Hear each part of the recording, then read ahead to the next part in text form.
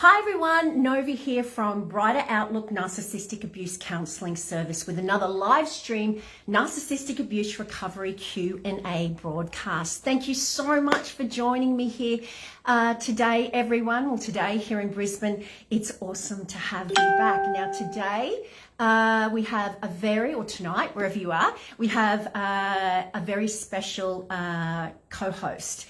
David Demars will be joining us very soon to co-host the show. Many of you will have seen him here before, and I'm looking forward to working with him. David is a wealth of knowledge when it comes to narcissistic abuse, and he loves doing these live streams too. So I'm going to look out for David, and as soon as I see his face, I'm going to let him in because that's what Facebook requires me to do. So David, if you're there, just say hi. Everyone, while I'm waiting, you're just starting to come on now. So yeah, everyone, please just comment your questions below like you do every single week, and let me know whereabouts in the world you're tuning in from. As I say all the time, you never know whether there's someone just around the corner who's experiencing exactly the same kind of trauma that you're going through. Okay, so yeah, just comment your questions below. Now, if David and I do not get around to answering your question, please just look for the answers to your question in someone else's question. Okay, who have we got here today? We've got Sue Lachlan from Australia. Hi, Sue. We've got Melissa Ann there from Indiana. Eileen Caesar is there from Edmonton, Alberta in Canada. Amanda's there from Carlisle in Pennsylvania, I think. Denise is there from Northern Michigan, and Sally's there from the Gold Coast. Hi, Sally. And Colleen's here from Victoria, Australia. Great to see some Aussies there. And there's David. So let me just see if I can get him in without any dramas. Okay.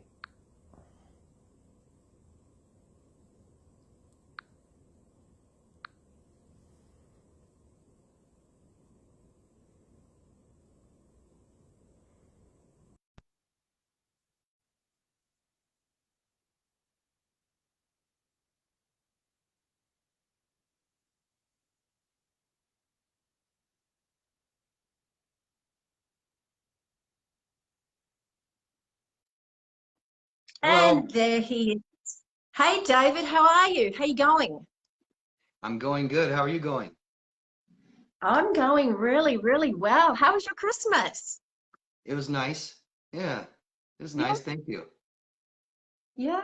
Awesome. It must be cold there. Have to be. A little bit. Not that cold. No, Not that cold? Okay, no. because it's hot as hell here in Australia at the moment. We're right smack bang in the middle of summer, and yeah, it's pretty warm. I'm Exactly the opposite of what you're going through. I'm envious. If you don't like the heat, I'll trade you. Ugh. I'd give me the heat any day above the cold. I hate the cold. Yeah, Yeah. me too. Yeah. So you can see me and hear Okay. me okay? Oh, I just lost your volume there. Sorry, David, what was that? I was wondering if you could see me and hear me okay. Yeah, I can see you just fine. Let me just check the volume, make sure everything's good here. You could probably be a little bit louder. Okay, I will. How's that? Yep, that's better. Okay. That's awesome. Okay, so David, did you have anything in particular that you wanted to talk about today before we start answering questions? Sometimes I do. Not today. Do you? Not today? Yeah? Not Okay. today. I'm just wondering, we got a little bit of lag here. It looks like, David. Yeah, I noticed that. Little audio problems. Yeah. Yeah, a little bit of lag, but we'll just try and work around that.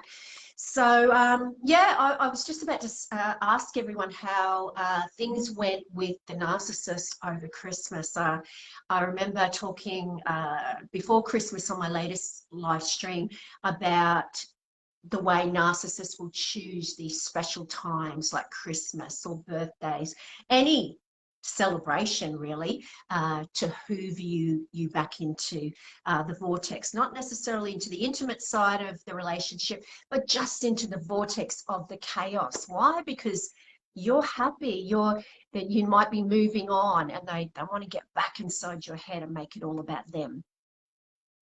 Yeah, I mean, dependent people, right? And they depend on you for how they feel, for validation, just to feed off your energy. Christmas is a stressful time for most people, and it is for them, and they need you even more, right? They can't go through these things on their own by themselves. Yeah. Yeah. Yeah. So I'm just wondering how you all fared, guys, over Christmas, and whether the narcissist attempted to hoover you in or just ruin your Christmas in general. Yeah. Anyway, I'll start saying a few hellos, David, and we might start answering some questions. Guys, if you're new to this forum, this is a narcissistic abuse recovery question and answer forum. It's a chance, I guess, for you guys to realize that you're not on your own, that there are other people out there who are experiencing exactly the same kind of trauma that you're going through. And these forums are about helping you, but also about spreading awareness. So if you can, please share, especially while we're live streaming. Sharing is caring, and it helps to get the word out there to people who are in need. Yeah. Okay, we've got Casey Love there from New York City. Hi, Casey, or Case. And we've got Mary Allen there from South Carolina. Now, Mary says, how do I know I can trust another man? I've been totally abused by my ex, and now he wants me back. David, did you want to tackle Mary's question? Did I get this right? How do I trust somebody who's abused me? Is that the gist? Yeah, and her man is now the narcissistic ex wants her back. How does she trust another man because she's been totally abused by the narcissistic ex who now wants her back? So the question is, how do you trust another person after abuse by someone else? Yeah. Yeah. Yeah. Yeah. Well, it's difficult, very difficult, especially soon after. I always recommend give time. I mean, these are all relationship problems that we're having, and it's not just the narcissists, and we're having problems in our relationships too. And so take a little time if you can, have a little break and learn and recover and heal from that last relationship. But this is something I think that can affect a lot of people, not just being abused. Maybe your mate, cheated on you and they're sorry and they told you and it really hurt you and traumatized you, and now you have troubles trusting other people in the future. And we've got to constantly remind ourselves that this is a new experience with a new person. This isn't the person that hurt us. These aren't the same experiences, and give ourselves and another person a chance. That's my best recommendation. But if we don't recover and heal fully from our traumas, we have triggers. And we're all different, and we have different triggers. And just merely someone being vulnerable, someone wanting more from you, things like this could trigger you. So give some time, heal and recover from your trauma. And we got to tell ourselves eventually going into these relationships, hey, this isn't the person that hurt me. This isn't the person that abused me. We're all different, different person, different experience, different relationship. Yeah. Yeah. Yeah. Dave, there's a really bad lag. I don't know if you want to maybe jump out and try and jump back in again, but it's there's a really bad lag. Your talking is nowhere near in line with what you're saying. I mean, it looks like you're saying. Yeah. I'll jump off and try to get back in. Okay. All right. I'll let you back in as soon as I see you. Just wave and say hi. Okay. I'll let David back in, guys. These technical issues pop up every now and then when you're trying to connect with someone who's over on the other side of the world. One thing I would add to that when you're looking at trusting another person is people often say to me, what if I meet what if I meet another one? You know, that I'm terrified of meeting another narcissist. And what I always say to that is, you will. You are guaranteed to meet another narcissist because they are everywhere in society, and 90% of them are covert narcissists. They're not overt, and they don't, you know, I guess they don't come with a sign on their forehead, and they're very hard to pick. So you will meet another one. But David was talking about you know, healing and getting stronger and getting your boundaries up here. And what that will do will mean that when you do meet that next narcissist, you are going to trust your gut instinct. Your instincts will be screaming at you. And you know what? Instead of ignoring them, which we are conditioned to do in, you know, previous traumatizing relationships like you had with the narcissist, instead of ignoring that little voice, you are going to go with it. Okay. Red flags, they're going to be deal breakers. And it won't be a matter of trusting someone else. It's going to be that you are going to trust yourself. Because when you see that red flag, you're not going to give them the benefit you know, of the doubt. You're going to trust your gut instinct, and you're going to go with that. That's what having boundaries does for you. And what you'll find is that the toxic people are the only people who will want to walk all over those boundaries, much of the time under the guise of caring about you so much. So invest in your healing journey. Get strong before you, you know, attempt to get into another relationship. And you'll find that when you come across that toxic person, which you will, you'll be putting on those Nike shoes and you'll be running a mile because you'll be trusting in your own strengths and enforcing those boundaries. Oh, there's no sound. Oh, sorry. Okay. Damn.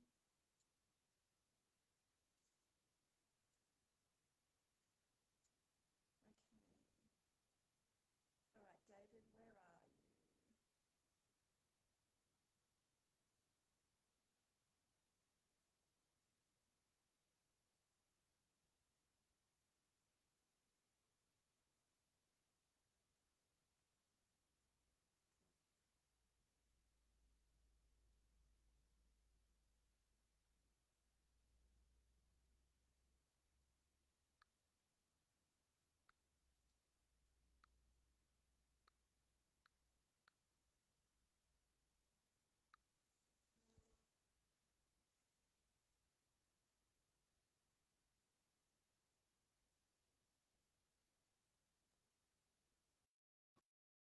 That Hi. better?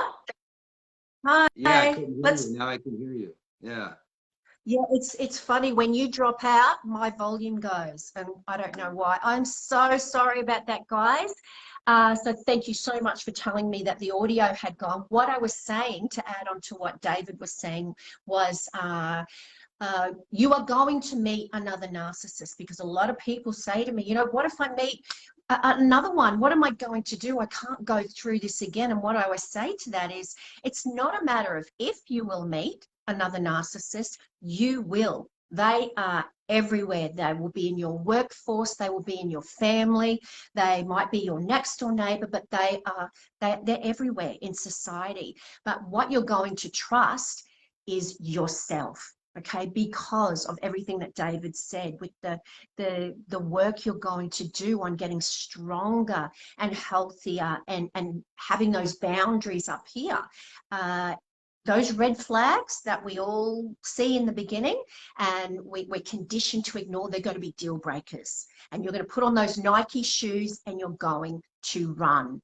That's because you're going to trust yourself. So, yeah, trust in yourself, guys, and the strength that you're going to develop, because it's only the toxic people who will want to walk over your boundaries. The healthy, you know, kind, supportive, loving people, they're not going to question your boundaries, and they're going to respect them. Yeah. That's work we have to do for ourselves, on ourselves, big time. There's patterns that people have, with narcissists in their life, and then there's people that don't ever have much experiences with narcissistic abuse at all. And so we need to fix that. Yeah, stuff that we can do. We're actually in control. There's a lot to learn. And raising our self-worth is what boundaries are. We can tell somebody all we want not to do something, but until we believe we're worthy of that, it's not real boundaries. So a lot of work to do, a lot of self-work. Yeah. Yeah, absolutely. Okay, we've got Mark Beadler there. Hi, Mark. Great to see some guys here. Mark says, I'm going through hell. Come back. Just left my husband, that's a narcissist, and now I kind of want to go, I want to go back, but I know it will just hurt even more. Yes, it will, Mark. You've done all the research, okay? You know this person is narcissistic. You've watched your YouTube videos and they've ticked all the boxes, okay? And if you're worried about a diagnosis because you don't yet know if they are definitely a narcissist, then let's just go with, are they toxic? Are they bad for me? Are they treating me right? And of course, that's going to be no if you are thinking that they're a narcissist and you've come up with that conclusion. So if you go back to the narcissist, they are only going to put you through another round of abuse. It will be wash, rinse, repeat. The narcissist can't do anything else other than engage in that love bomb, devalue, discard, even if you stay in the official relationship, because they have to be number one, and their narcissistic supply comes from hurting you, and any reaction you give back to them, because then you are telling them that they're real, they're alive, that mask that they wear is real. So if you've been abused in the past, which of course you have, you know that it's only going to happen again, okay? The reason we go back and the reason we ruminate about nothing other than the narcissist is because of that trauma bonding and the addiction, physical, psychologically, emotionally, every part of you becomes dependent on that narcissist. And I think, David, it's the physical addiction that people really struggle with. And once they know that, you know, those hormones and chemicals change in your body, then at least, you know, they can I guess work with that side of things rather than just saying, okay, well, I've just got to get over them and stay away. Yeah, to really understand what's going on helps for sure. And Mark, you need support, Mark. We all need help in our lives at times, and now you may really need some help, and support is what keeps us from making these bad decisions and choices for ourselves to go back to people who hurt us. If we have lots of good, healthy, loving people in our life supporting us, we tend to not make those choices anymore. If we're alone and hurting and stuff like this, we tend to make bad choices for ourselves. So try to see that it's almost like a either or, right? I'm gonna go for support and with loving, healthy people, or at least I'm going to work towards that and find out how to do that, or I'm going to go back to this person, because you can't have both. You're not going to have anyone healthy and happy and loving in your life when you're with these people long enough. You're going to lose people like that. They don't want to see it. So support, Mark, support, okay? Get people to help you, to be there for you, ask for help, reach out. Yeah, please. Yeah. And if you go back, you know from past experience, you're only going to be getting the breadcrumbs they dish out to you just enough to keep you hooked. And if they have, you know, really started that love bombing cycle over again, it's just to keep you there, to hook you back in. And once they know you're hooked again, they will revert back straight back to their baseline behavior. They can't do anything different because that's who they are. And of course, the next time you leave or you're discarded, it's going to be even more painful and more horrific. Why? Because this time they're going to punish you for thinking that you can go away and heal and you can live without them. They need to have you waiting in the wings for when they're bored, when when they're low on supplies somewhere else, and they need to have you pining for them. That makes them feel special and, omnipotent to have this person just sitting around waiting for them. So if you've left or you've been discarded and tried to move on with your life, they're going to want to punish you. So the next time is always going to be worse. And you'll find that love bombing period, the initial honeymoon phase, will get shorter and shorter and shorter each time, because they know that they've ground you down so much. It doesn't take much to get you back. So as David said, you need lots and lots of support to stay away from your abuser. Yeah, some people know this kind of, know that it's horrible. They mistreat me. They don't care. They don't love me. I just want them back anyways. I've heard it. Support. Yeah, you got to make different choices to land somewhere else, to be somewhere else. We can't keep rehashing and doing the same thing over and over again. Yeah. And this is, guys, where I want you to really research trauma bonding, because when you make choices like that, I'm going to go back anyway. I know how bad it is for me. What you're doing is you're swapping one lot of pain for another lot of pain. But what you're viewing, the pain of being without the narcissist or the pain of being without your drug, as being less than the pain of being with them. Just like a heroin addict, someone addicted to drugs who's going through withdrawal, needs an end to those terrible, terrible withdrawal pains. They will go back knowing how destructive that drug is, but they just want an end to the pain of being without it. So yeah, look into trauma bonding and the reasons why we go back to something when on a logical level we know how bad it is for us.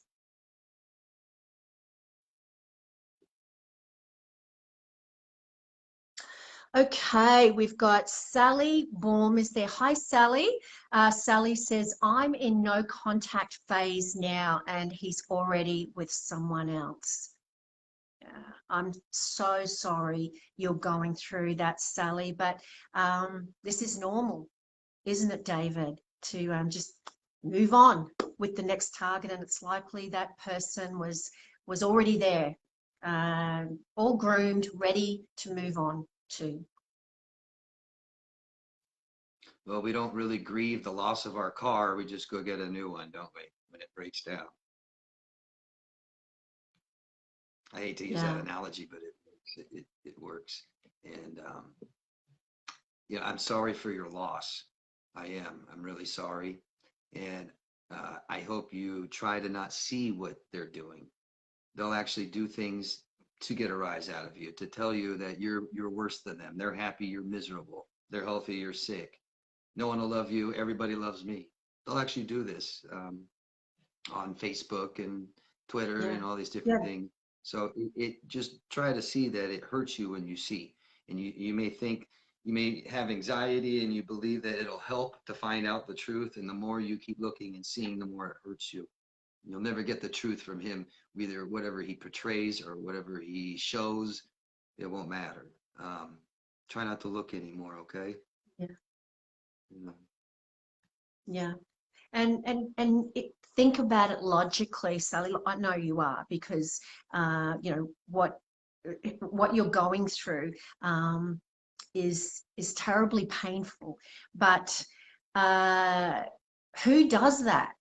Who picks up from one relationship, leaves their partner in absolute pain, torture, no closure whatsoever, and then just moves on like that person never existed, and then waves that person in the face of the other person who's scrambling for answers? Normal people don't do that. So it's an indication of who they are. No empathy, no remorse, empty, an empty vessel. Okay, the fact that you feel that you're sad about this is why you are so different to him. He, like David said, to a narcissist, when you are unable to give them what they want anymore, they've abused you so much that you're just a heap on the floor, then to a narcissist, it's logical. Get rid of that one, get a new one, like a new car. It's as simplistic as that in their mind, because there is no emotional attachment. Everyone's an object. You are objectified. So like a car, once they've trashed it, run it into the ground and just left it out to, turn into a rust heap, then they've got to get a new one. Do they look back to the old heap? They don't give it a second thought. And that's how narcissists view their previous relationships. And they're only able to do that because they are devoid of what makes us human, having a conscience, having empathy, and not wanting to hurt other people. Yeah, just to let you know But what that, they're doing too. These kinds of acts that they want to show that they're happy and now I'm with somebody else and all this, they're always competing, and they're competing because they feel inadequate. They're insecure. So they have to compete. They have to look better, look happier, look successful. And they're doing this because they're competing with you. They don't have empathy. They don't understand how bad you're hurting. It's a competition. Who can get someone first? Who can get someone better looking? Who can, you know what I mean? Who can get married first now? And there's a lot of things they do. At first, they're with somebody else. They ignore you. They don't care. Then why do they come back? Why do they contact you, right? And tell you they miss you all of a sudden out of the blue, right after you just saw the picture of how happy they are, right? Because that's what they do. That's what they do. So if you can realize that they're trying to compete with you, but it's based on their values, what they value. And you don't value the same things, right? Figure out what you value, figure out what they value, and realize that he's competing with you on that level. So let's stop playing games. Let's stop competing. Stop looking. Ignore it. Don't show what you're doing. Don't play that game. Yeah, because we'll do that, don't we? We'll say, well, look, I'm happy too. Look, I'm happy. I'm with someone too. We might do that too. Yeah. Exactly. We try and play their game, and it's just lose-lose, because what you're doing essentially, when you look and you see and you listen to what they're doing, you're putting the toxic drug back in your system.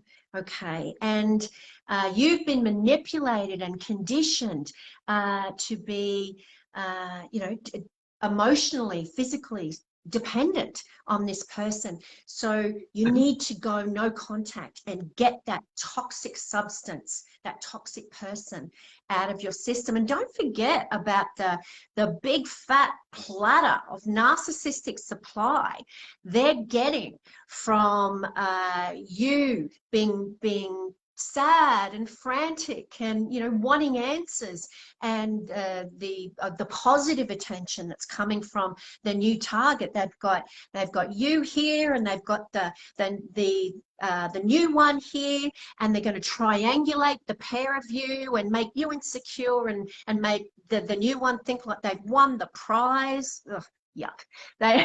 And it's just all of this supply coming at them. So the narcissist is, filled to the brim with it. They're like a lizard lying in the sun. And this is what they want. If you bow out, the narcissist will be like, hang on a minute, that's not fair. They're supposed to be jealous and acting all crazy and stupid, because that's what I need to show to the new target to make me seem like this amazing wanted commodity. It's what they want. So don't play their game. Put a brick wall between you and them, and don't look, because even when we know on a logical level, you're still vulnerable. And because you do have a normal range of emotions, it hurts. So don't look. Yeah, we really lost ourselves in these relationships big time. We've compromised and sacrificed and numbed who we are. And so we need to get ourselves back and hold true to what we really value. If you guys value honesty and integrity and respect for other people and respect for yourself and acceptance, where did all that go? in the relationship. We have people that lie to us and have no integrity and no loyalty at all. So we really compromised who we are. And that's why we reactionary abuse. We end up, you know, abusing someone back because they abused us, even though we know it's wrong. God, what did we do? Right. And so we get caught in this trap after relationship is even over. We lost ourselves, and we might start playing this game with them and think that that's what we value too. We value what we look like. I want to just make people believe I'm happy and stuff. Who cares if I'm happy inside? That's who we are in here. So try not to get caught up in that anymore, Yeah. and find out who you really are and what's really valuable to you. Yeah. Yeah, absolutely. Okay, we've got Rochelle or Rachel Bradley is there.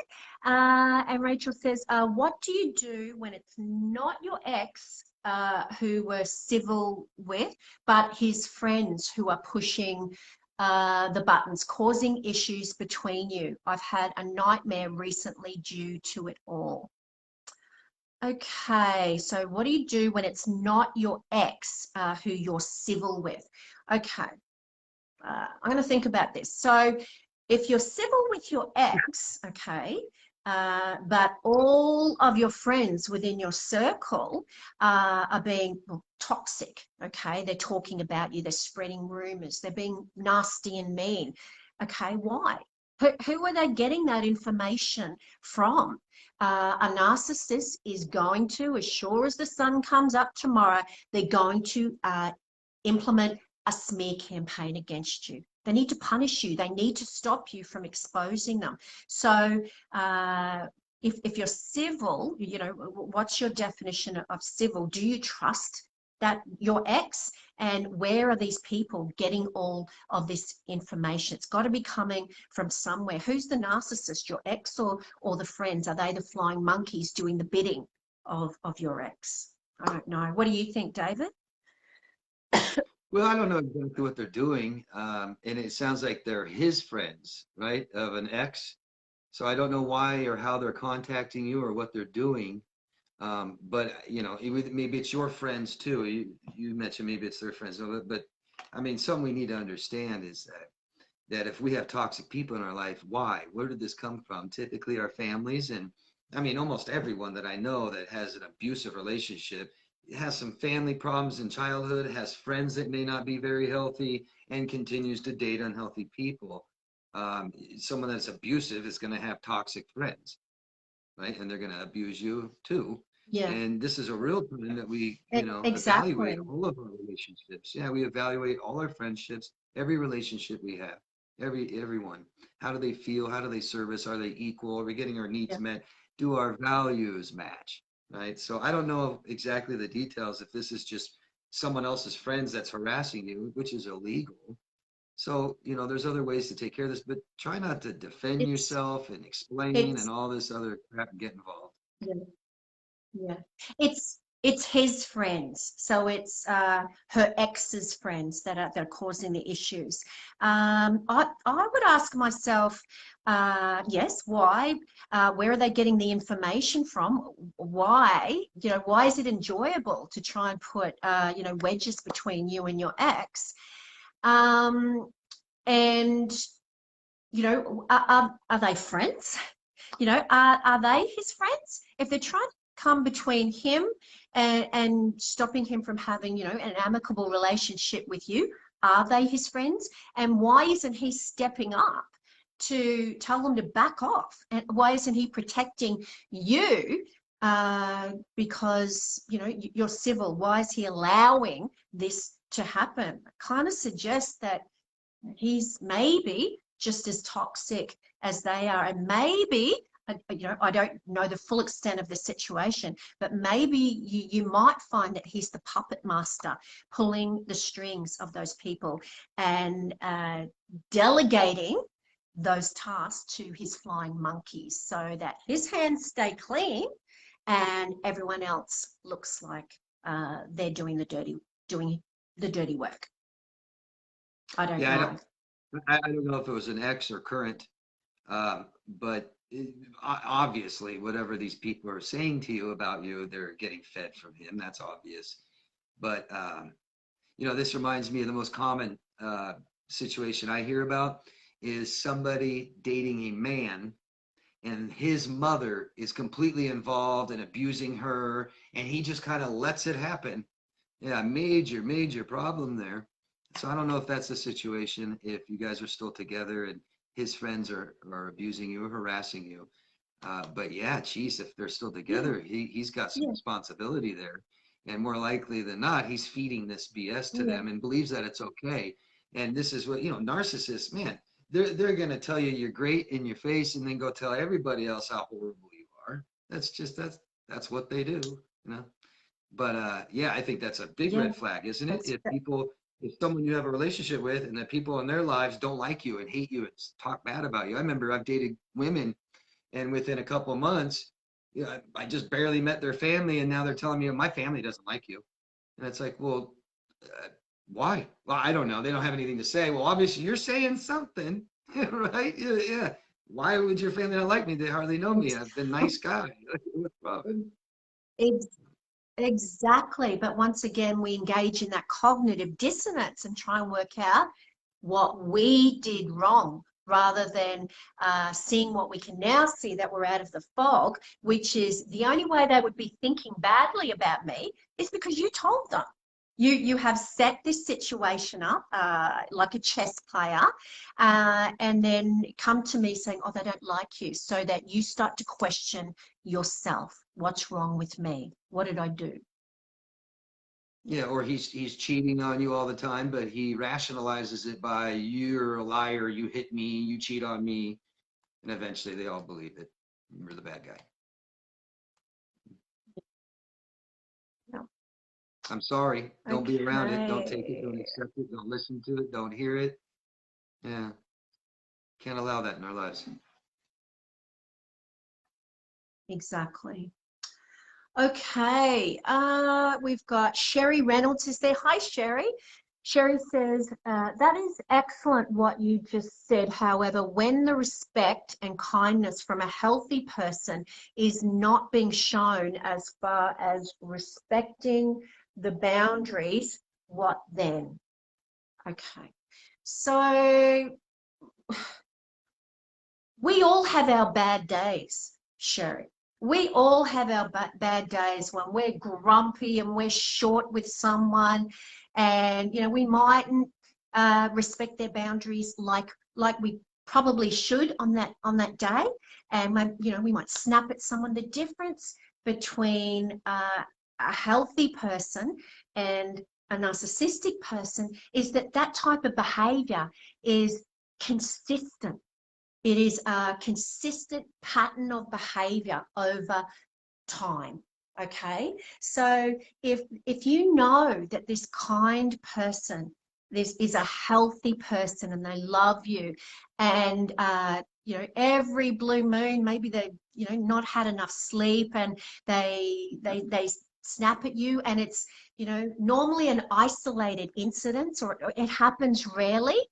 Okay, then we can forgive because we have that in us. We have the ability to be compassionate, but really it's about them. Okay, insofar as, do they have remorse? It's okay for us to have bad days and snap at someone every blue moon, as long as we recognize that and come back and go, you know what, I was an ass. I'm so sorry. I did wrong. How can I make it up to you?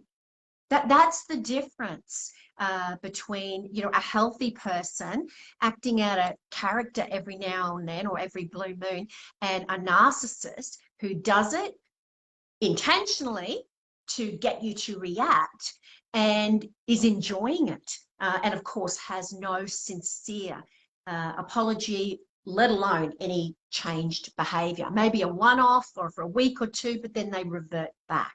So that's the difference. Mm. We're human. We're allowed to have our bad days. Yeah, absolutely. Nobody's like this, right? We're all a little like this. Hopefully not like this. My favorite word with personality disorders is pervasive. These behaviors and traits or patterns, they arise all the time. They're in all parts of life. So maybe they're bad or they lie. And then one time they don't lie on their best behavior like a good boy. And then they're back to lying. So these patterns we see, they arise in relationships, and that's what we look for. Nova said it perfectly. We all, I value respect, but I know for a fact I'll disrespect somebody before I die again. I won't be aware of it. I won't have the self-awareness. I won't have the control, and I'll feel bad and I'll apologize. And here's the important part is I offer people emotional security in my life. And that means I make you secure and I reassure you, I will never, ever do that again. Yeah, that's the difference. Yeah. Yeah. Yeah, I'm really glad you brought up that word pervasive, and the fact that, they'll, you use that example, they'll lie, and then they'll be a really good boy or good girl one day and think that, that makes up for the other behavior. And when we've been conditioned and brainwashed and our boundaries have been lowered and our tolerance for abuse is up here, we will, and we've had that confusing, gaslighting behavior thrown at us for so long, we will cling on to that one time and go, oh, they mustn't be a narcissist. Can they change? Because they were really good on that day. And that's why I want you to look at pervasive patterns of behavior over time. If they have a one-off, that's what they're hoping you will cling on to, and that they can manipulate you with. Okay. Yeah, we're all different.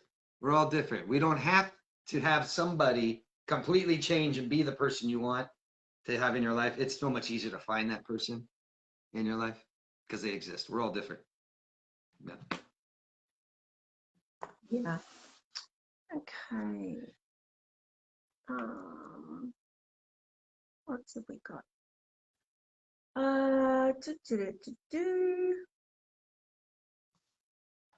Okay, Sammy Rose is there. Hey, Sammy. Sammy says, why is my ex-narc still mad with me after 11 months since I ended it, but happy to get new supply after 4 months? Doesn't make sense, does it, David? They ended it. They've got someone else. Why can't they just sail off into the sunset and be happy like all their Facebook pics and Instagram pics suggest that they are? Why is he still mad at Sammy? Because you shamed him. So narcissists, as insecure as they are, they don't know who they are, and that means we have shame. We have low self-worth. I cannot raise my self-worth, at least until I know who I am, big time. And so they place their worth in other people and what they look like, right? So you broke up with him. All you did was touch on how bad of a person he is. You confirmed it. Total validity. Horrible, horrible person. And he doesn't understand that he can fix that about himself, but he believes he needs you. He needs you to change that opinion about him. And if you think he's a good person, then he's a good person.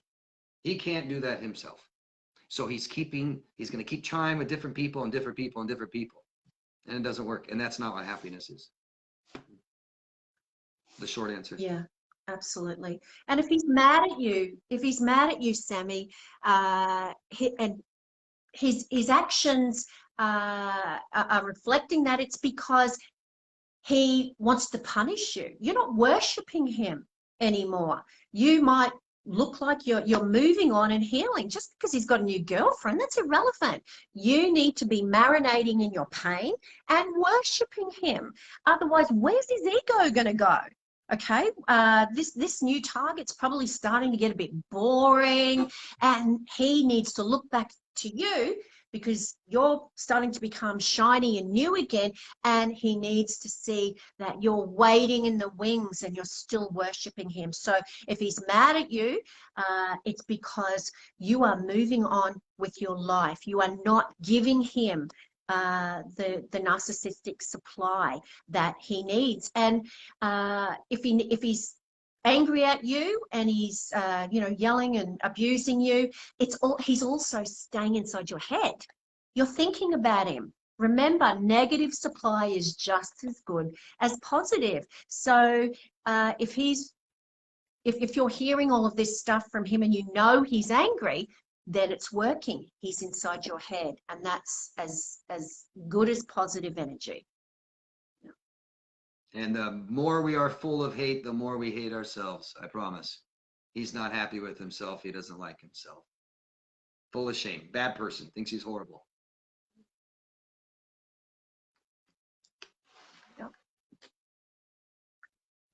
Okay, we've got Sue Lachlan is there. Hey, Sue. Sue says, can narcissists love?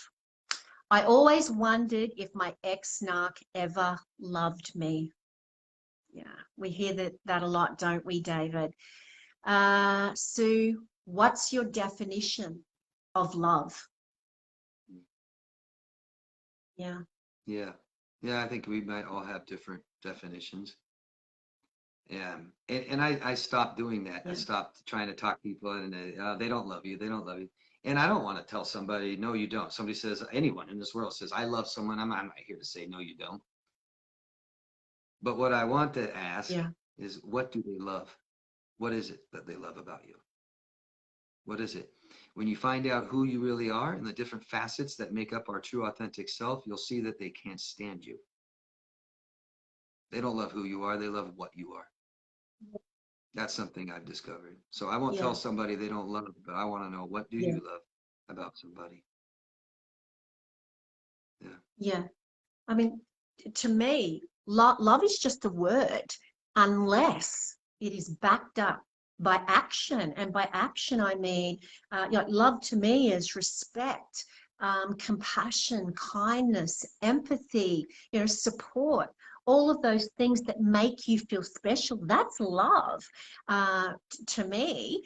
Love to a narcissist, when they say, I love you, what they're saying is, I love that you love me.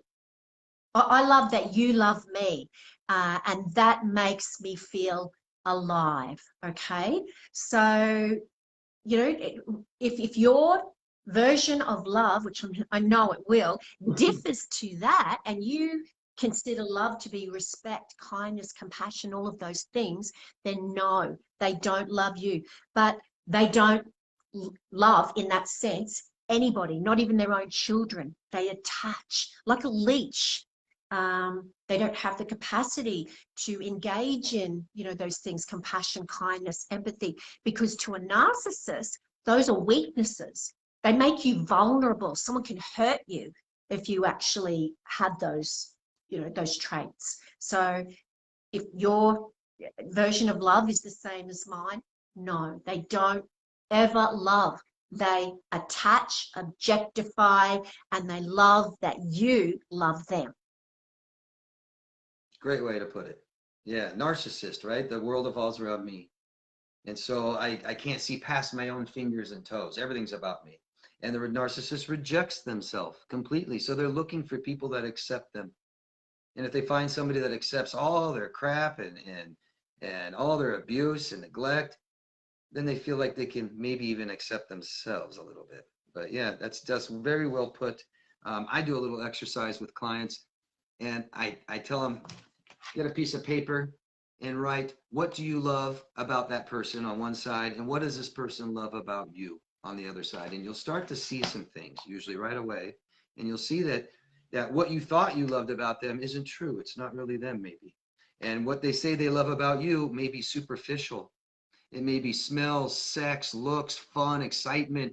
And if they say they love that you're so loyal, do they value loyalty? They're not loyal. So how could they love that about you? It's just crap. It's total crap. And here's something I did is, if I break up, there's many facets to human beings, but your true authentic self has at least 5 of these things right here. And if you ask yourself, somebody that says they love you, ask yourself this: do they love what you need, your emotional needs? Do they love to make you feel secure and have autonomy and have emotional connection, things like this? If they don't care about that, they don't love that part about you. Do they care about what you want? Do they listen? Do they provide? Are they interested? Does it matter to them? If they don't care about that part about you. They don't love that part. Your feelings, you feel good with them? No, they don't care. Your values, do they value, if you figure out what you value, do they value the exact same things? And I hope you're going to say, some morals. Most likely they don't. So they don't love that part about you. And what's left is your opinion. How much do they love your opinion? Because if they don't love all these things. What do they love? Yeah. Yeah. Do they love all the little idiosyncrasies that make up who you are? Your sense of humor, your laugh, your all those special qualities that make up who That you are. Do you they snort. love those things? Do they love that you snort when you laugh? Do they love that you snore a little bit at night when you're really tired? You know, because we don't hate things about people. We accept Yeah, them and still love them. yeah. Yeah. And what I want to ask you is, or I guess say to you, is because I want to be your reality check, is that you don't love them either. Because as David said, if you get a bit of paper and you write down, make it tangible, make it real, write down all the things that you love about this person, you will find that you don't love them at all. You need them. You're dependent on them for some reason you don't understand at that moment. And the intensity of those feelings we mistake for love, when the intensity of those feelings is really based on toxicity, not passion or love. We think we love them. Why? Because it feels so bad to be without them. That's not love, that's addiction. Heroin addicts love heroin. They love it. Even though it kills them, destroys their lives and every relationship and job and all that. They love it. Mhm. Yeah. Okay. Um,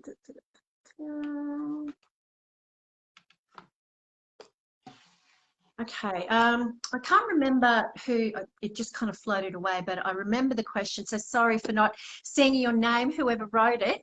But someone just said, David, will the narcissist love the new supply? Can they change for the new supply? Will they love them better than me? Well, we're talking about somebody with narcissistic personality disorder, right? And that's like saying, well, someone with schizophrenia change because they meet someone new. These are mental health illnesses, and they don't change because we meet somebody else.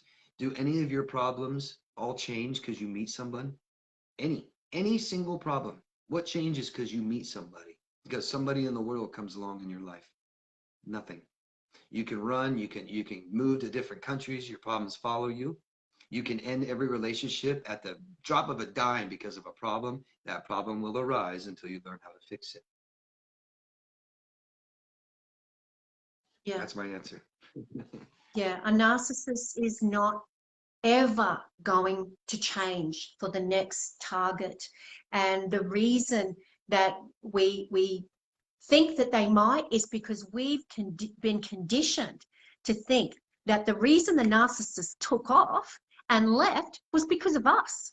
We did something wrong. If we just had tried harder, or we had been, a good girl on that day, or a good boy, if we hadn't have burnt the dinner, or, given them more sex, then they wouldn't have left us. Therefore, with that logic, it stands to reason that the next person they find, they might be a better person than me. They mightn't do all those terrible things that I did that caused this person to leave.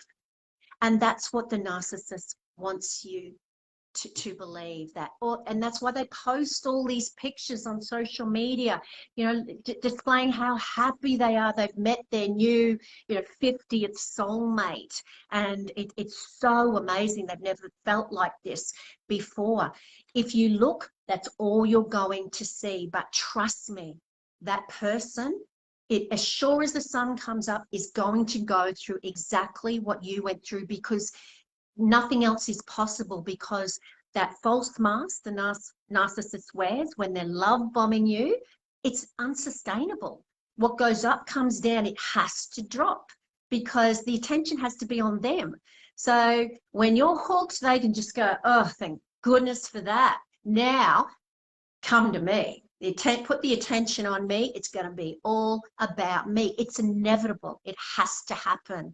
And what happens then? You react when the mask drops because why have I been booted off this pink cloud? Okay. And then the narcissist says, that's it. You're not perfect anymore. And they start punishing you. They start devaluing you because you lied. You didn't remain that perfect person they met in the beginning. You're no longer reflecting back to them that they're God. It's inevitable. Yeah, the only way you're gonna, or the next person is gonna fix their disorder is if you're the one who caused it. How's that? Because they had these problems before you. You didn't do it to them. Yeah, this is serious mental illness. It's serious. It's very serious, and I don't want to get in an argument of can they change or not. Whatever. I can't speak for every narcissist, that's for sure. But I think we can all become better people. But this is a severe, severe disorder. The very distinct criteria for them to have it, and they need big time help. Big time help, and that's not anything anybody can do in their own private life, even a therapist in their private life. Okay. Yeah. And the thing that's too bad is just these relationships cause such low self-esteem, and guess what causes low self-esteem? Comparing ourselves to other people. And so that's what you're going to do. If we sit there and watch their next relationship and watch on Facebook what they're doing and how they look and if they have a good job and money, we're comparing ourselves, and it just causes low self-esteem, even worse. That's the problem. Yeah.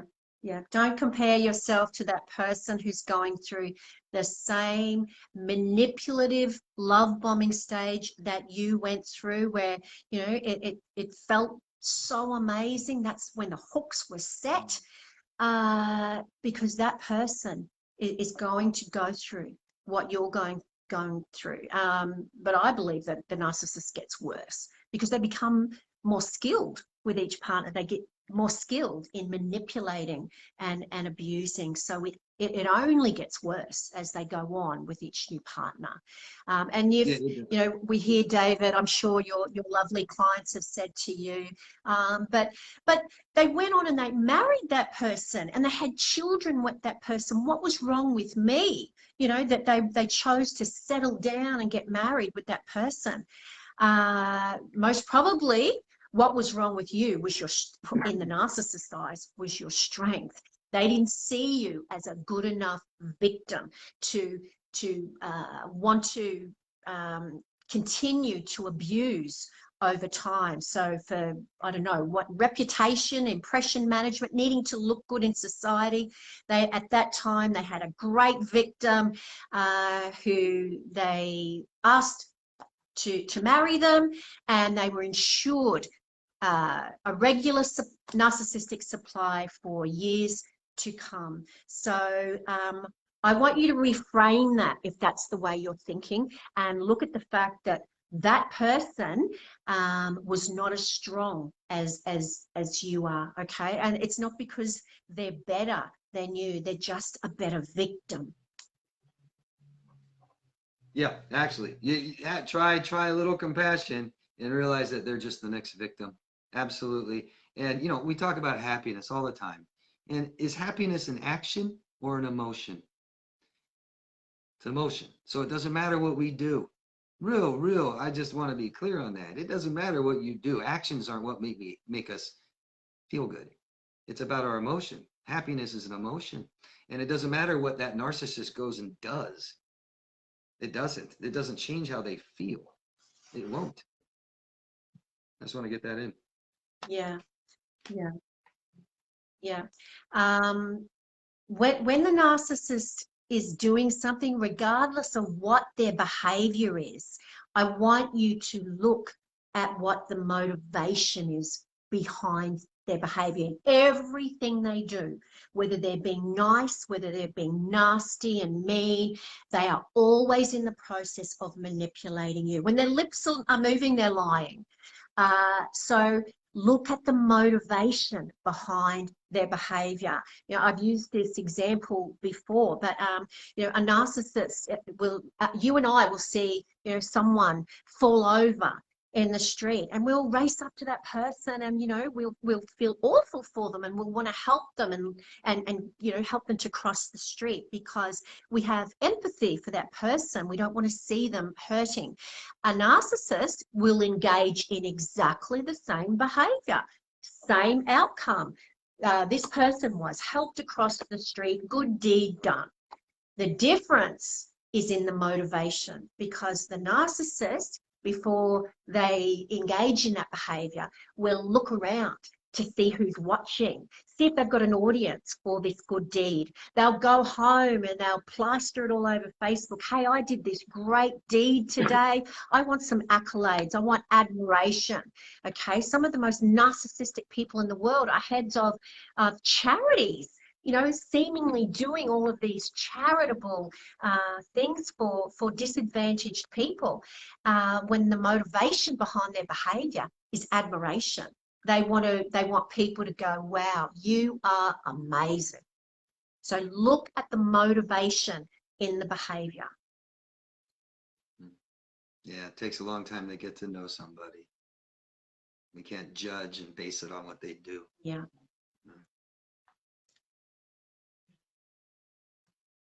Okay.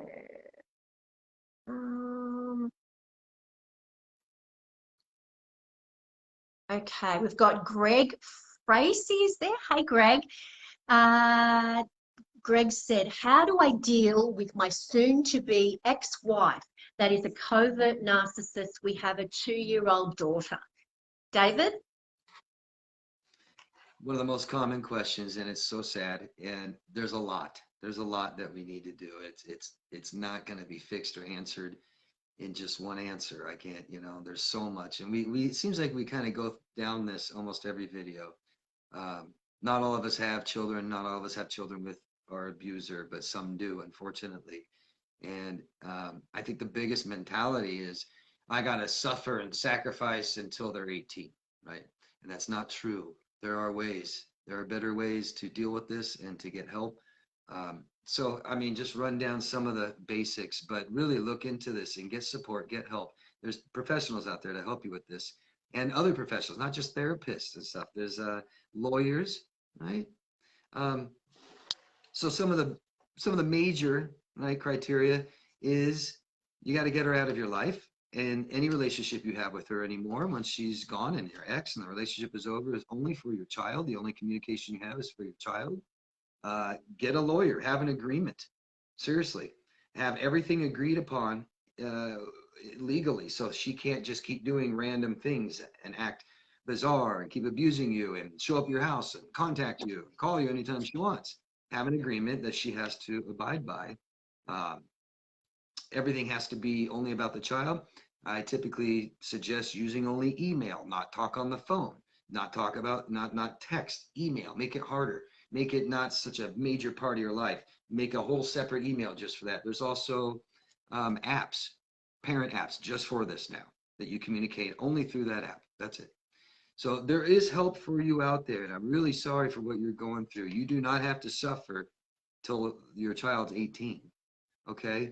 And we really need to start working on ourselves and recovering from the experience you had, because the best dad and mom is the healthy one. Healthy, healthy, healthy. Let's lead by example and show your child that it's okay to make a, you know, have a divorce. Mistakes happen. It's okay, right? And be healthy. Start doing things for yourself all the time, learning how to meet your needs so you can teach your child that, because they're learning everything. But there's so much to tell you. It's too hard right here, right now, all of it. But seek help, please. Yeah. Get as many people as you can on your team now. Yeah. Yeah. I think one of the most important things that you have to come to accept, and this I think will be your first step in learning how you are going to parent your child over the next 18 years, and that is the fact that you are never ever going to be able to co-parent with this person. You've established that they're a narcissist, then you are not going to be able to co-parent, because a narcissist is going to counter-parent everything that you do. You're going to be coming from two different frames of reference. The narcissist you're going to be wanting to do what's best for the child. You're going to be child focused. Let's get together. We're not together anymore, but let's do what's right for our child. The narcissist doesn't want to hear that. They want to hear that you're pining for them and that you're struggling and that you can't live without them. They don't want to hear anything about the child. So they're going to be coming at it from the frame of reference to get to you. The child is just collateral damage. Okay, so get a lawyer, as David said, get the I's dotted, T's crossed on orders. I always suggest, as David did, making email your only form of contact. Block them on the phone. They're going to be wanting to call you and say, oh, look, little Johnny's got, he's got a bit of a temperature tonight. What do you think I should do? 10 times a day about frivolous stuff, perhaps. Is it because they're concerned about little Johnny? Absolutely not. It's so that they maintain that connection with you. The next text might be to abuse you about something. You've got to get them out of your system and learn how to parallel parent for your child. You are going to be the only appropriate parent, and you can't control what goes on in that house, short of overt abuse. You have to make sure your house is the happy one, the appropriate one. Yeah. Yeah, right. Let's not overcompensate. That's another major mistake. Oh, dad's mean to him, so I'm gonna not hold them accountable. I'm not gonna punish them today because their dad was mean earlier to them. Oh, we don't have to do our homework or chores because their dad's bad to them. No, they actually really need that, and that's only gonna help you. Structure is what they need. So be the parent that they need. It has nothing to do with the other parent, and we aren't in control of what they do. And the courts really decide a lot of this, unfortunately. They don't want to take a parent away from the children, almost no matter how bad that parent is. Yeah. So that might answer some of your questions, guys, around co-parenting. I know we get asked that a lot, but you can't. You can't. You couldn't sit down and have a discussion where that would come. A discussion's meant to be a win-win situation, whether you agree or not. It's win-win. It's supposed to be for both parties. You couldn't have that discussion with them when you were with them. Now that you're not worshipping them anymore and you've left them, you've wounded their ego, do you think you're going to be able to have a reasonable discussion with them now? They're going to be 1,000 times worse.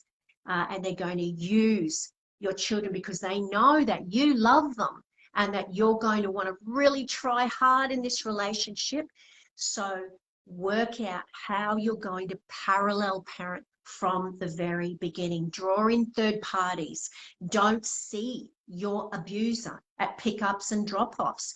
Don't let them into your house. I hear that all the time. Oh, well, I just thought it was best, so I let them come into my home and I could supervise the contact there.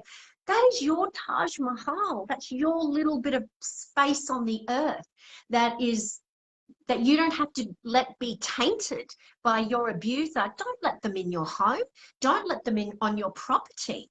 Okay? You use contact centers, third parties, friends, parents, whoever you can. But every time you see your abuser, you are giving them a chance to get back inside your head. And when you leave whatever interaction you had with them, who are you thinking about? Who are you getting frustrated and angry with? Them. They're back inside your head again. Yeah. As far as dropping off and seeing them, I just love the idea of like dropping them off at school in the morning and they pick them up in the afternoon. When they're done with them, they drop them off at school in the morning, you pick them in the afternoon. You don't even have to see them. And get yourself in therapy. We got to heal and recover from this. I'm telling you, this is the most important thing in our lives is relationships and emotional needs. And our parents may have not taught us what we needed to know. And that's why we're making these mistakes. So you got to know it so you can teach it to your children and break this cycle. Okay, so get yourself in therapy, get your children in therapy. Yeah, they're suffering too. They're being abused, divorce, right? Neglect. Mom or dad may not be happy or okay. Get them in some type of talk therapy. And I suggest A lot of times, if dad is the narcissist and he's a bad role model for men, husbands, and fathers, maybe get a male therapist. Get some good male role models in your children's life. And if it's a female, then maybe try a female. That's just one good way to get that role model in their life. And I think, truly believe that it's age appropriate, up to the parent, when you want to explain this to your child, what's going on, and to help your child navigate with that toxic parent. Don't talk bad about them, but help them navigate. It's going to be extremely stressful for them, and try to help them on what they can do that helps. Those are just some major tips. Yeah. Yeah. Okay. I think it was, let me just see.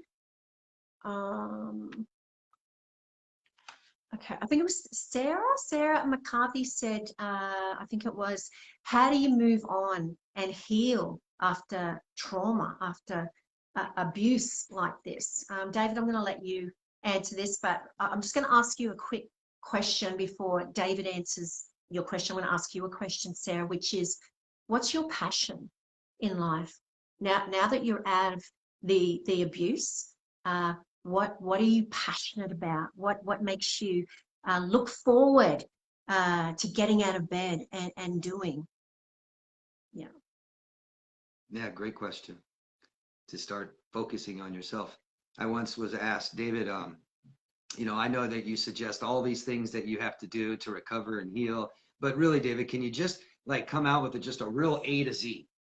What you do? And it's like, no, I can't. If I had to, talk therapy. Number one, there is no supplement, mandatory talk therapy. People got us into this. People will help us out of it. You're not going to do it by supplements. You're not going to do it by rapid eye movement. You're not going to do it by any of this stuff. We need to talk, period. Number one, and mandatory, talk therapy. And there's many other things I could go down the list. But it really is about self-discovery, guys. If we knew who we are, if we knew exactly how we feel and what we need and what we want and what we value, this won't happen. This won't happen. That's why it's not happening to everybody. Okay? So we really need to learn who we are. And that's why that was a great question. Start introspecting. Start looking at yourself and be the person you want to be. Okay? And we may not know how to do that. And that's when we need help. Right? Yeah. A lot of things we didn't learn in childhood. Yeah. A lot of things we didn't learn in childhood. We were most likely neglected. And we need to learn what we have not learned. And it is never too late. I have clients in their 70s, and we learn what they needed to learn so they can start being a little happier. But it's a process. There's many things to do. Start talk therapy, number one. Mandatory. Lots and lots of support. You need to find out who you were meant to be before you were abused. And that's a journey. There's no magic pill, but that's self-care. Finding yourself again, loving yourself, respecting yourself, mind, body, spirit, working out where my boundaries are. Where do I want them to be? That's self-care. I always say let's broaden our conscious to be conscious of our unconscious as much as we can. Really knowing who we are. Look at feelings, our emotions. That's a big part of who we are. We don't get into abusive relationships if we know who we are, if we're absolutely aware of how bad it feels. So what do? We start numbing and we forget and we lie to ourselves, and we've now lost ourselves. Yeah. And validation of your trauma, that's what you will hopefully get in talk therapy. You were told you were crazy and you feel crazy at the end. So you need to have your trauma validated. You need to go through everything that happened to you. And if you're talking to people who are telling you, you should move on, let's not talk about that. Let's just talk about the future and what that's going to look like. Then they're not your people, because you need to validate everything that happened to you. You need to know that this was never you. This was not your fault. Okay. There may be issues of that relate to codependency. But, you know, personally, when it comes to narcissistic abuse, I don't really like that word, because once again, it kind of reflects that there's something wrong with you, with us.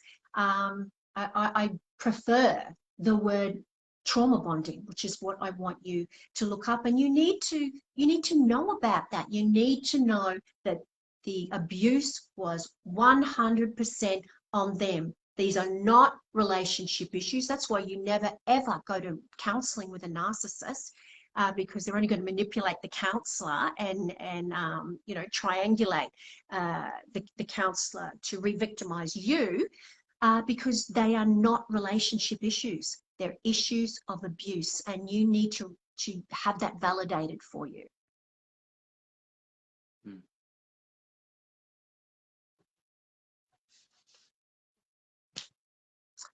Okay, it's a couple more questions before we go. Guys, I just want to quickly let you know that, or Dave will let you know at the end anyway, but David's a life coach, and this is what he does. He talks with victims and survivors of narcissistic abuse. So David will put down his link to his YouTube channel where you can contact him. David will do that in the comments. And I'm also a counsellor here in Brisbane, Australia, and I also specialise in working with narcissistic abuse victims. So if you would like to book a one-on-one session, please just inbox, and you know, it doesn't matter where you are in the world, and we both would love to be able to support you. Okay. Okay.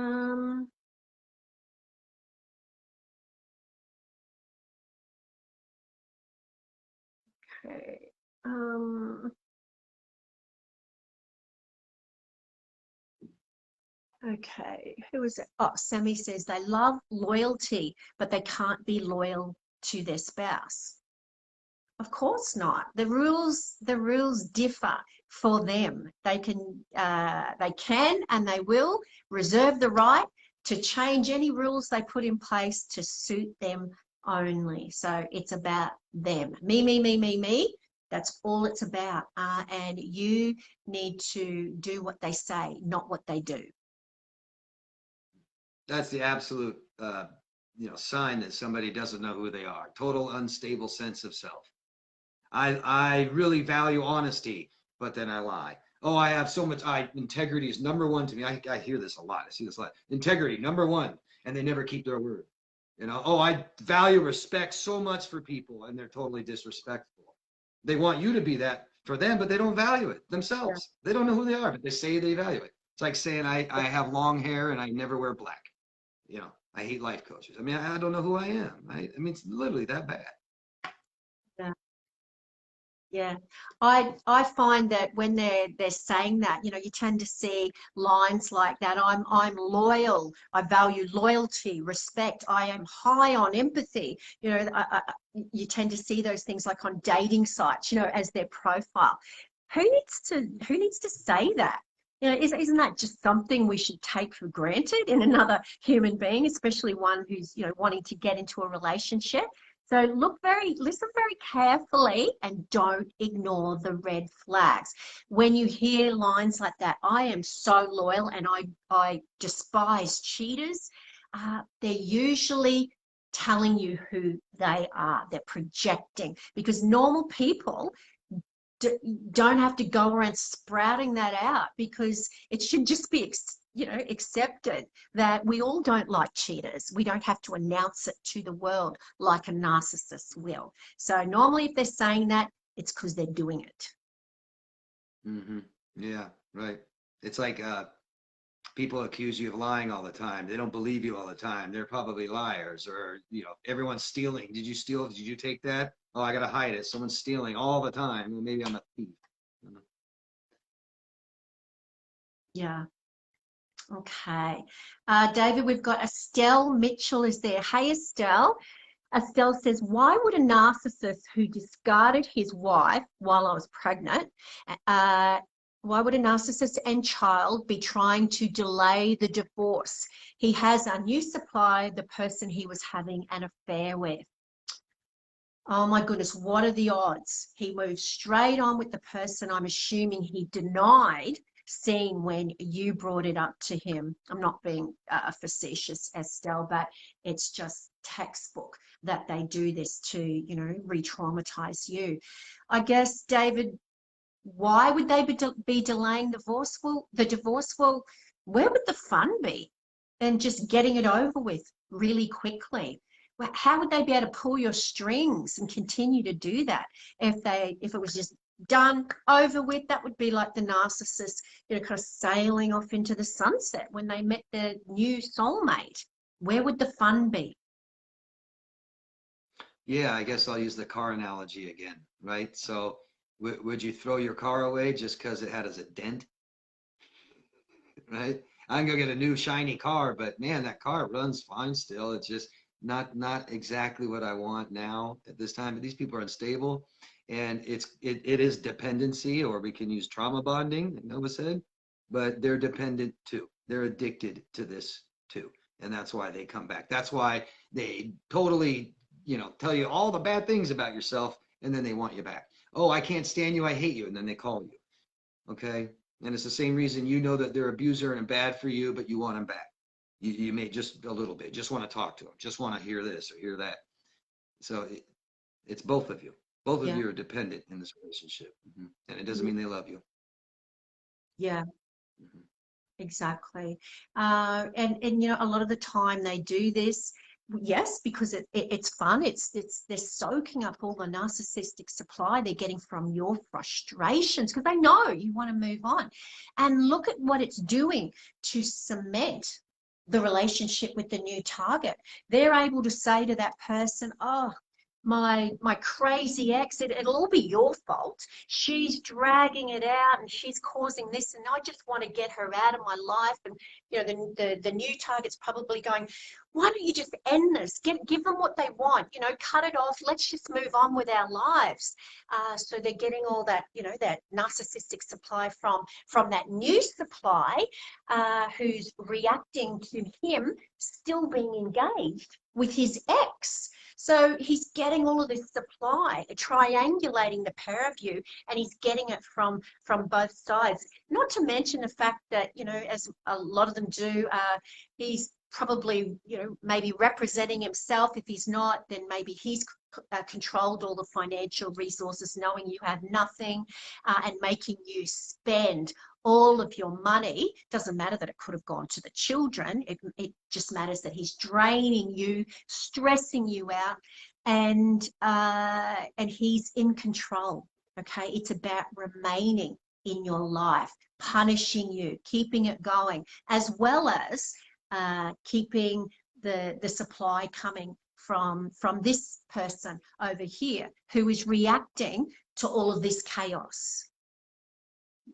Sure. I mean, it's real ownership, and they just don't understand how you feel. They don't have empathy, so they don't understand how bad they're just ruining you and ruining your life and stuff. They're just narcissists looking at only themselves, total entitlement, selfish ownership.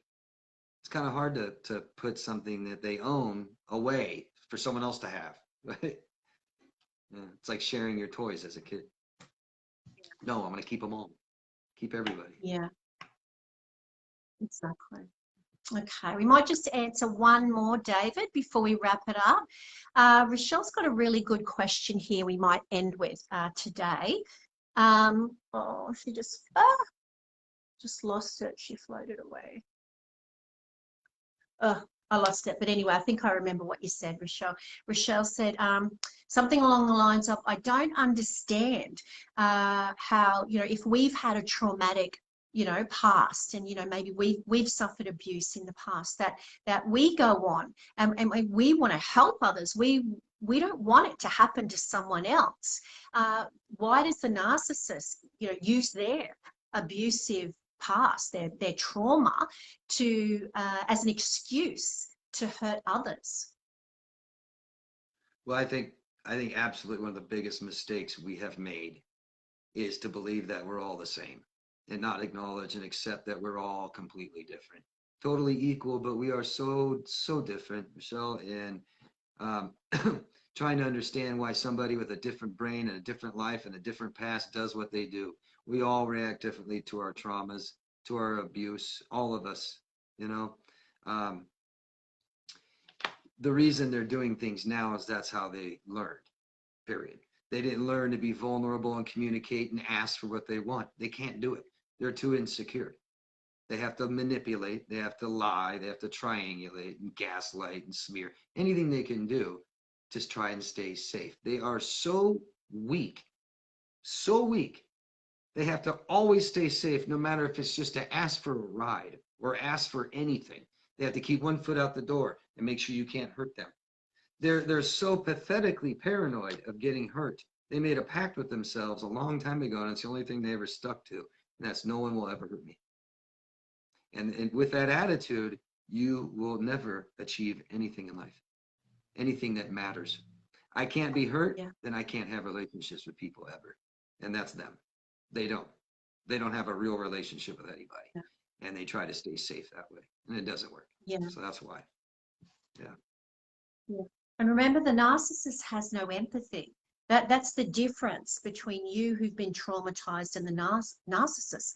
They're devoid of any kind of empathy. So when they're starting to feel a bit anxious, and the true self is starting to bubble up a bit, and they need to soothe that beast through getting narcissistic supply, then without empathy, they go for the jugular. They are able to hurt people and abuse them because there is no compassion for the pain they are causing other people. It's like, can you pass the salt, please? It means nothing to them, and they will justify. So you're sitting there thinking, oh, they're hurting me. Whereas the narcissist is thinking, I had to do this because they did this. They justify it, that you did something wrong, so you deserved it. So you're coming once again from two different frames of reference. If they hurt you, it's because they had to. You deserved it. You needed to be punished. So you're looking at it, from two different frames of reference. Yeah. Absolutely. You can look at brain scans of narcissists. Their brains are different. They're completely built different, wired different, all of it. So, it's great to try to understand other people in the world, but the first thing you got to do is accept how different they are. They're different. So how can someone just hurt somebody and not care? Well, that you couldn't do that. I get that. You have empathy, but they don't. And it's not just that they don't care. They don't understand. They don't get it. Gone. Yeah. Different. Yeah. Just try to accept it. Try to accept it. And the easiest thing for me to do anytime you want to understand someone with narcissistic personality disorder, realize that they have never fully formed into a fully functioning emotional adult. And so you could literally say we're all very, very narcissistic when we were children. And if you're not too old and you can remember, resort down to being a child and you'll start to understand them better. Trust me.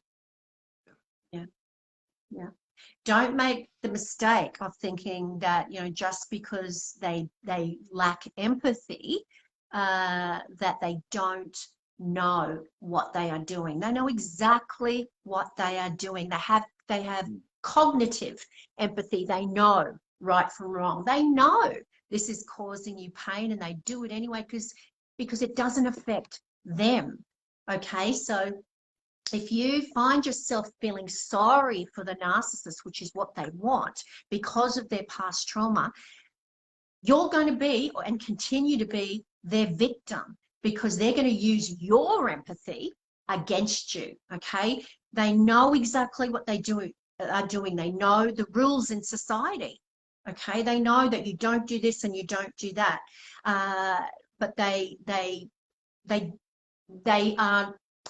they don't have the same wiring. They are wired completely different. But do they know right from wrong? Absolutely. And the biggest clue you will ever get is that they can switch it on and off like a tap. If you've got some kind of affliction or mental health disorder, you don't pick and choose.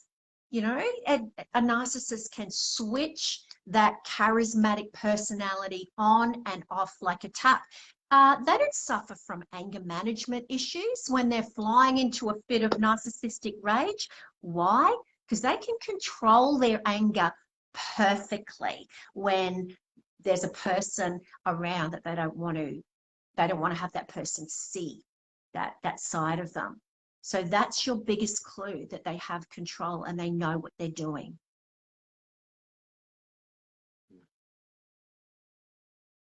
Yeah. Good answer. Okay. Well, we might leave it there. David, thank you so much, everyone, for joining David and I here today. It's been wonderful to have you back. David, did you want to let everyone know how they can subscribe to your channel and contact you? Yeah, I want to thank you too, Nova, for having me on here, and thank you, all of you, for watching and supporting. You can find me at daviddemars.com. My YouTube channel is Demars Coaching. Again, daviddemars.com, and all of you, schedule a session with Nova. Instead of just asking questions, talk. It's what you guys need if you haven't already or don't have somebody else. Yeah. Thank you. Thank you so much. Yeah, guys, please share if you can. I know that's not always possible because, you know, you want to remain anonymous, and this is a public page. It's an educational page. So make sure your privacy settings are very, very high. And as David said, if you would like to book a one-on-one counseling session to help you in your narcissistic abuse recovery, just inbox me here at Brighter Outlook and contact David on his link. It's been wonderful. Love doing these live streams, and I will let you know in the next few weeks when the next one is on. Bye from me and David. Take care. Remember your worth, and then add tax. Bye, everyone. Bye, David. Bye-bye. Bye-bye, Nova. Thank you. Bye.